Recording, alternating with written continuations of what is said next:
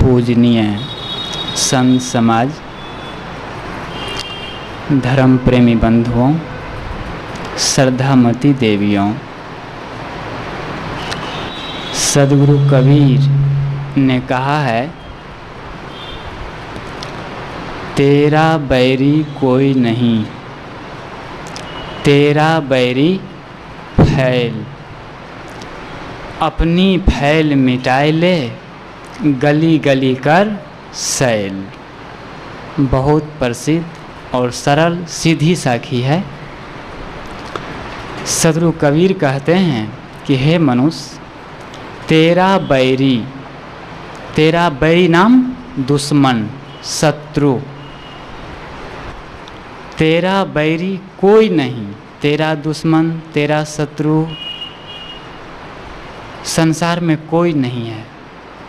तेरा बैरी फैल, फैल से यहाँ अर्थ है दोष, विकार, अपने अंदर के दुर्गुण, यही फैल है।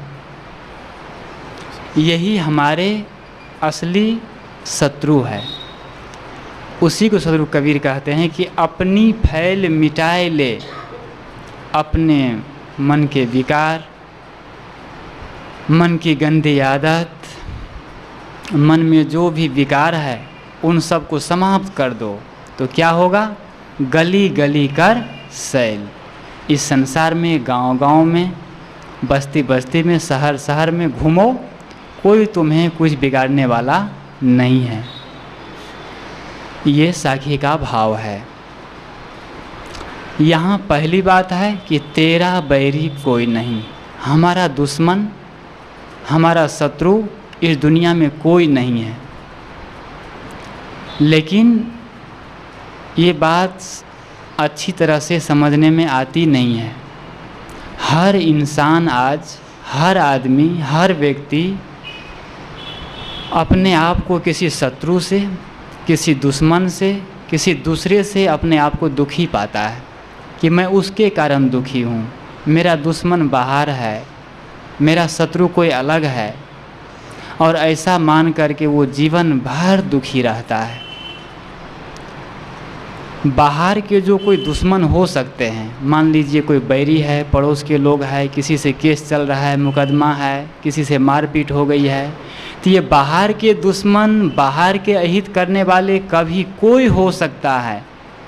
लेकिन सचमुच जो सबसे बड़ा दुश्मन, सबसे बड़ा शत्रु हमारा है, जो रात दिन हमें दुख दे रहा है, रात दिन हमें पीस रहा है, वह है हमारे मन की बुरी आदतें, गलत आदतें, अपने जीवन के गलत खान पान, गलत बोल व्यवहार। यदि हम लोग अपने अपने मन के विकार को, मन की गंदी आदतों को, मन के गलत सोचने के ढंग को बदल दे, तो हमारे अंदर के सारे शत्रु समाप्त हो जाएंगे। शत्रु कौन है? हमारे मन के विकार। और इस शत्रु को हम समाप्त नहीं करते और दोषारोपण करते हैं, ट्रांसलेट करते हैं बाहर में, कि बाहर हमारा दुश्मन है। और जब तक हम बाहर दुश्मन मान करके शिकायत करते रहेंगे, सोचते रहेंगे, कभी भी हमें शांति का महसूस नहीं होगा। ये सब सारे निमित्त सब हमारे अंदर में है, और ये है हमारी गलत आदतें, गलत सोच। और इसी के लिए सब लोग मंदिर में जाते हैं, आज उपासना स्थल में जाते हैं, सत्संग में जाते हैं, पूजा करते हैं, गिरजाघर में जाते हैं, नमाज पढ़ते हैं। किसके लिए? ये शत्रुओं का समाप्त करने के लिए और जीवन में शांति के लिए। लेकिन जो पूजा होती है ना, वो पूजा, प्रार्थना, उपासना, सत्संग आज नेगेटिव में पहुंच गई है। अर्थात कुछ मांगने के लिए, कुछ इच्छा, कुछ चाहना, कुछ कामना, इसकी पूर्ति के लिए जाते हैं मंदिर में, न कि जीवन की पवित्रता के लिए, ये मन के विकारों की समाप्ति के लिए। यदि कोई आदमी मंदिर में जा कर के सत्संग में जा कर के गुरु से, संतों से, या समझिए आप मंदिर में जाते हैं तो उस मंदिर में उपस्थित भगवान से, जिसके प्रति आपकी मान्यता है, उससे आप ये कहें कि हे प्रभु, मेरे मन के विकार समाप्त हो जाए, मेरे मन के सारे बुराई अंदर से निकल जाए और मुझे शुद्ध कर दो, पवित्र कर दो। ऐसा यदि कोई उपासना करे, प्रार्थना करे, तो सचमुच उनकी बुराइयां, उनकी गलतियां निकल सकती है। और यही असली उपासना होगी, असली पूजा होगी। एक फकीर था, वह फकीर उपासना स्थल में जाता है और जा कर के शांत भाव से ध्यान में बैठ जाता है। मैं ये कहता हूँ कि असली शत्रु हमारा कहाँ है और असली उपासना क्या है। असली जीवन को परिवर्तन करने वाली जो पूजा है वह क्या चीज़ होती है और वो कैसे हम कर पाएंगे। तो वो जो फकीर था जाके उपासना स्थल में बैठ जाता है, चुपचाप शांत, और थोड़ी देर में ही ध्यान मग्न हो जाता है, शांत हो जाता है, पूरा रिलैक्स और गहरी ध्यान में पहुंच जाता है, कुछ न करने की स्थिति में शांत। घंटों वह ध्यान में बैठा रहा। जब उसका ध्यान खुला, ध्यान टूटा, तो उसके अंदर में जो विकार थे, जो शत्रु थे जितने, उसको दिखाई देने लगा और उनको लगा कि मेरे अंदर में क्या है और मैं भगवान की उपासना, भगवान के मंदिर में आया हूँ, उपासना स्थल में आया हूँ। तो वो जैसे उनका चित्त शांत हुआ, मन पवित्र हुआ, अंदर की ओर मुड़े और ध्यान में से उठा, तो फिर वो बैठ गया और एक ईश्वर से, परमात्मा से एक विनती करता है, एक प्रार्थना करता है। उसकी प्रार्थना थी, बहुत अच्छा है यदि हम लोग उसको जीवन में उतारें। उन्होंने कहा, 5 प्रार्थना उन्होंने की, 5 बातें। उन्होंने जब शांत हुआ और अपने मन के विकारों को देखा, अपनी चेतना के पथ पर जो चल रहे हैं सारे विकार, उसको देखा, तो उसने खुदा से एक प्रार्थना करता है। वह कहता है, हजारों ऐब है मुझ में, न कोई हुनर बेशक, मेरी खामी को खूबी में तब्दील कर देना। मेरी हस्ती है एक खरे समुंदर सी, हे मेरे दाता, इनको तुम अपनी रहमतों से मीठी झील कर देना। वो फकीर कहता है, एक प्रार्थना करता है, विनती करता है भगवान से कि हजारों ऐब है मुझ में, नहीं कोई हुनर बेशक मेरे में हजारों ऐब है, बुराइयां हैं, गलतियां हैं, दोष है। हे प्रभु, नहीं कोई हुनर बेशक, हुनर मतलब गुण, अच्छाइयाँ, ये हमारे में कुछ नहीं है। इसलिए मेरी खामी को तुम खूबी में तब्दील कर देना। जो मेरी खामी है, गलतियां है, मेरे विकार है, इसको तुम, खामी को तुम खूबी में, दोष को गुण में तुम बदल देना।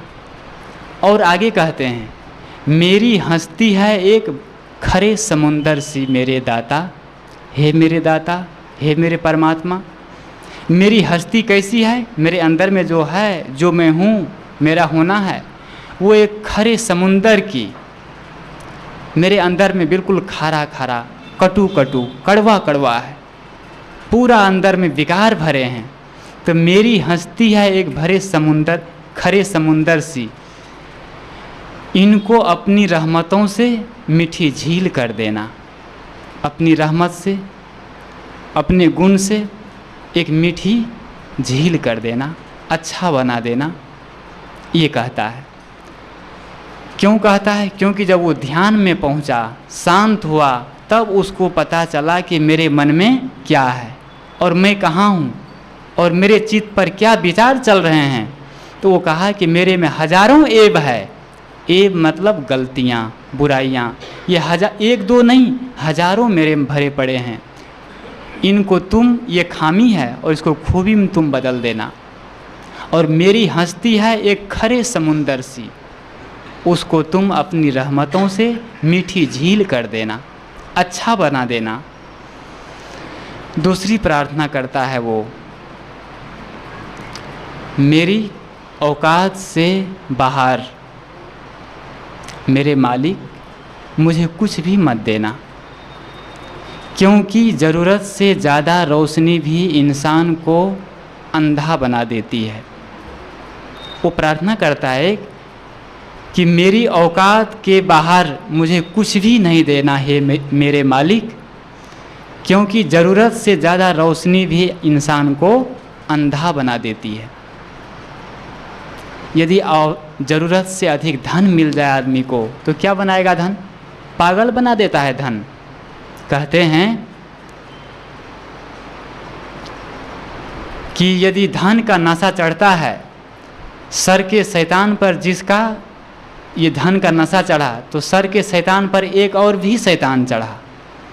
तो वो कहता है कि मेरी औकात जो है उससे अधिक बाहर मुझे कुछ भी ना देना, क्योंकि आवश्यकता से, ज़रूरत से रोशनी भी इंसान को अंधा बना देती है। हम लोग, आप लोग या दुनिया वाले जब मंदिर में जाते हैं तो क्या मांगते हैं? हमको अधिक दो। जितना है ना वो बहुत है, लेकिन नहीं, एक अरबपति भी मांगता है कि नहीं और मुझे चाहिए, हे परमात्मा मुझे और दो। एक सम्राट कहता है मुझे 2 सम्राट का सम्राट बना दो, 2 राजाओं का। तो सब आदमी मांगते हैं, लेकिन वो फकीर कहता है कि नहीं, मुझे ज़रूरत से अधिक मत देना। उसने तीसरी विनती की कि हे ईश्वर, मुझे अधिक लेने की नहीं, अधिक देने के योग बनाओ। तीसरी विनती मुझे अधिक, वो कहता है कि हे ईश्वर, हे परमात्मा, मुझे अधिक लेने की नहीं, अधिक लेने के नहीं, अधिक देने के योग बनाओ। हम लोग क्या मांगते हैं? अधिक लेना, लेना, ल और द 2 होते हैं। हर आदमी क्या जानता है? ल को जानता है, लो लो लो, लेकिन देना नहीं जानता। कहते हैं कि यदि हम देना जानते तो हम एक समुंदर बन जाते। तो वो कहते हैं कि तुम एक हमें अधिक लेने की नहीं, अधिक देने के योग बनाओ। वो चौथी प्रार्थना करता है। जब ये ऐसा वो करते करते उनका मन शांत हो गया तो वो एकदम आनंद से भर गया। जब इतनी विनती कर डाला, अपने मन के सारे कूड़ा कबाड़ को एक सौंप दिया, तो उसका चित्त शांत हो जाता है और वो दुनिया वालों के लिए, सब के लिए खुशी की फरियाद करता है कि न जाने कौन मेरे हक में दुआ पढ़ता है। डूबता भी हूँ मैं तो समुंदर उछाल देता है। वो कहता है कि न जाने कौन मेरे हक में दुआ पढ़ता है, विनती करता है। मैं डूबता भी हूँ ना तो समुंदर उछाल के किनारे पर मुझे कर देता है, अर्थात डूबने नहीं देता। जो आदमी की सोच अच्छी हो जाती है, जिनके मन, चित्त, बुद्धि, अहंकार सब पवित्र हो जाते हैं, तो उनको सारे लोग उबारने वाले हो जाते हैं। कहते हैं यदि आप दूसरों से नफ़रत करना छोड़ दें तो लोग आपसे नफ़रत करना भूल जाते हैं। हम नफ़रत करते हैं इसलिए दुनिया वालों हमसे नफ़रत करते हैं। जिस दिन हमारे अंदर से नफ़रत निकल जाएगी, बुराइयां निकल जाएगी, तो दूसरे लोग भी हमसे प्रेम करना शुरू कर देंगे। यदि हम अपने आप से प्रेम करना सीख जाते हैं ना, तो दूसरे व्यक्ति हमसे दुश्मनी करना छोड़ देता है, वो भूल जाता है। इसलिए हम लोग अपनी नफ़रत, अपने विकारों को दिमाग से, अंतःकरण से हटाएं। अंतिम और 5वीं वो प्रार्थना करता है सब के लिए एक खुशी की।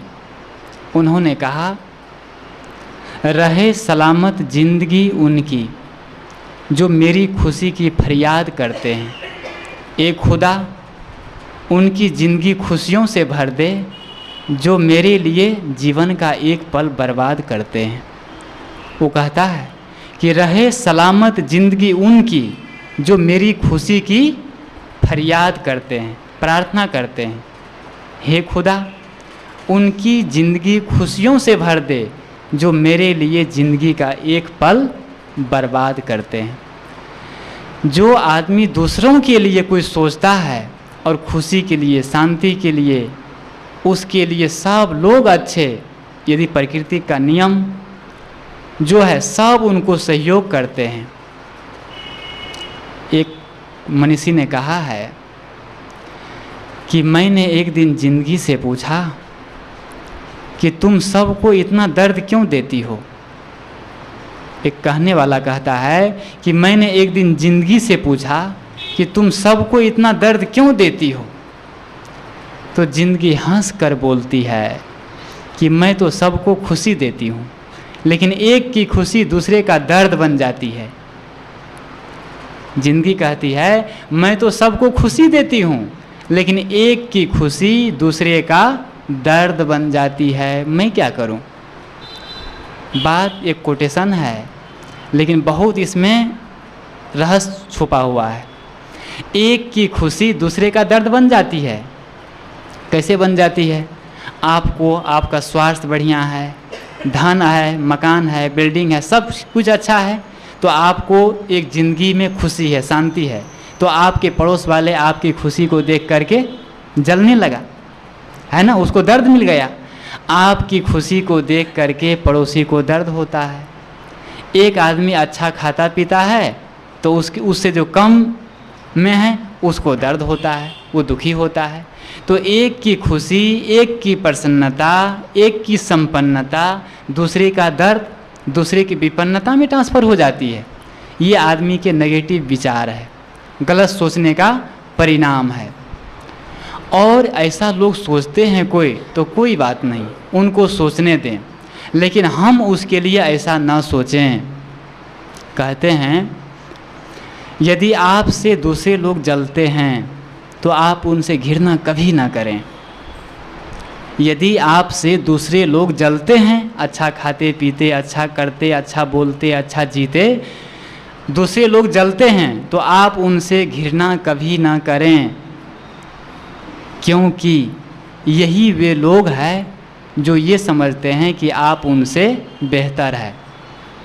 सब लोग दिमाग में याद करिए, यदि दूसरे लोग आपसे जलते हैं तो उनसे घृणा आप कभी ना करें। क्यों ना करें। क्योंकि यही वे लोग हैं जो ये समझते हैं कि आप उनसे बेहतर है, अच्छे हैं, इसलिए आपसे जलते हैं। आखिर पत्थर किस पर पड़ते हैं।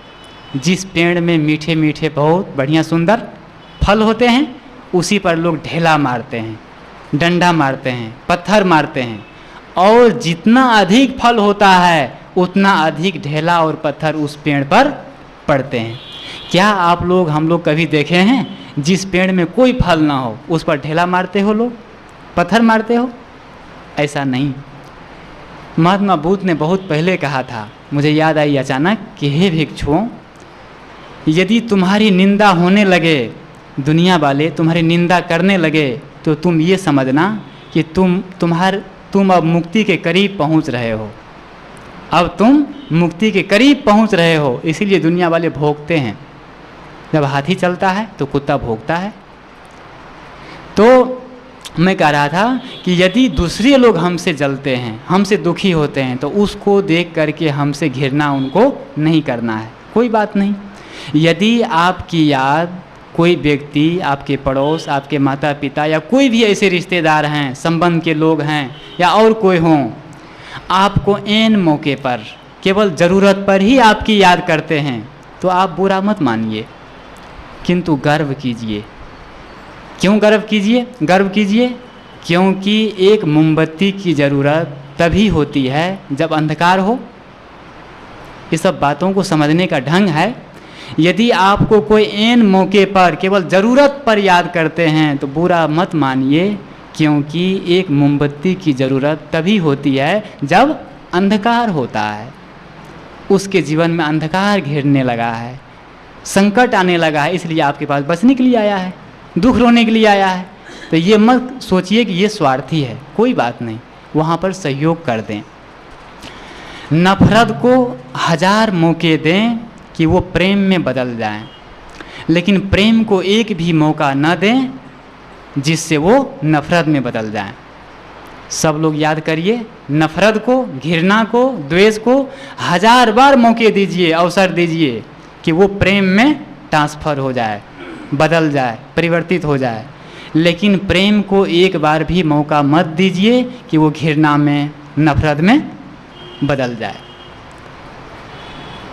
सच है, यदि कोई आदमी घृणा कर रहा है, कोई बात नहीं, उनसे आप मीठा बोलें, प्रेम करें। हो सकता है आपका प्रेम, आपका सुंदर बर्ताव, आपकी मीठी वाणी उस घृणा करने वाले व्यक्ति को, नफ़रत करने वाले व्यक्ति को कभी न कभी आपका प्रेम खींच के ले आएगा और उसकी नफ़रत, उसकी घृणा कभी प्रेम में बदल जाएगा।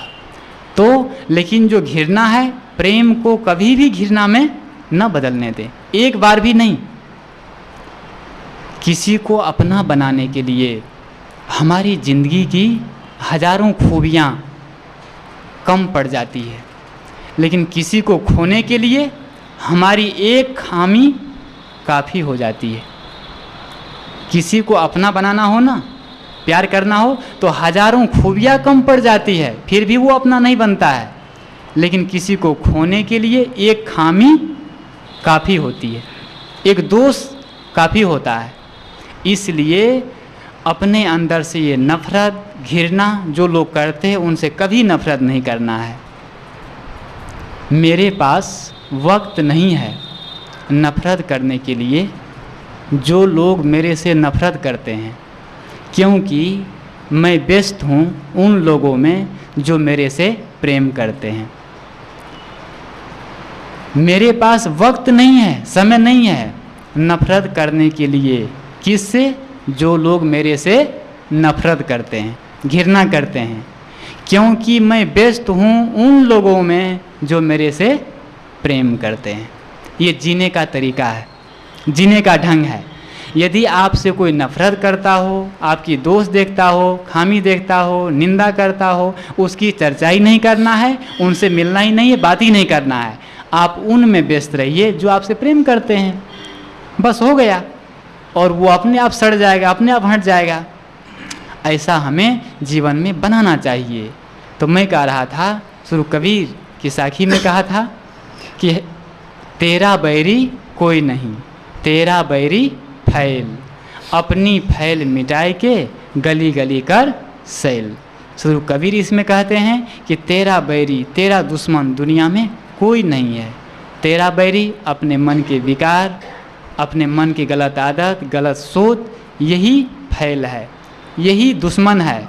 और जो इस दुश्मन को मार दिया, मन के विकारों को समाप्त कर दिया, उसके जीवन में समझिए हमेशा शांति, परम आनंद और आनंद की अनुभूति होती रहती है। मन में देखिए, जब आग है ना, तो वो आग हमें बार बार जलाती है। ये विकार सारे आग है।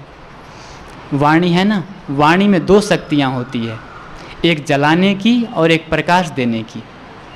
ये वाणी 2 काम करती है, एक जलाती है और एक प्रकाश देती है। मीठी वाणी इंसान को प्रकाश देती है और कटु वाणी जलाती है।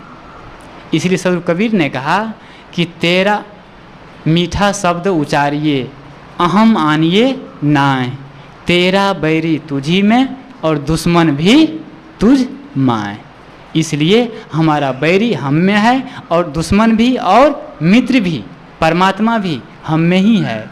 इसलिए हमेशा अच्छा सोचे, अच्छा बोले, घृणा, द्वेष, नफ़रत इन सब को हटा करके अपने आप में एक अच्छे विचार, एक अच्छी जो सकारात्मक सोच है उसको अपनाएं, तो हमारे जीवन में हमेशा फूल खिले रहेंगे और खुशबू देते रहेंगे। इसी के साथ मैं अपनी वाणी को विराम देता हूँ।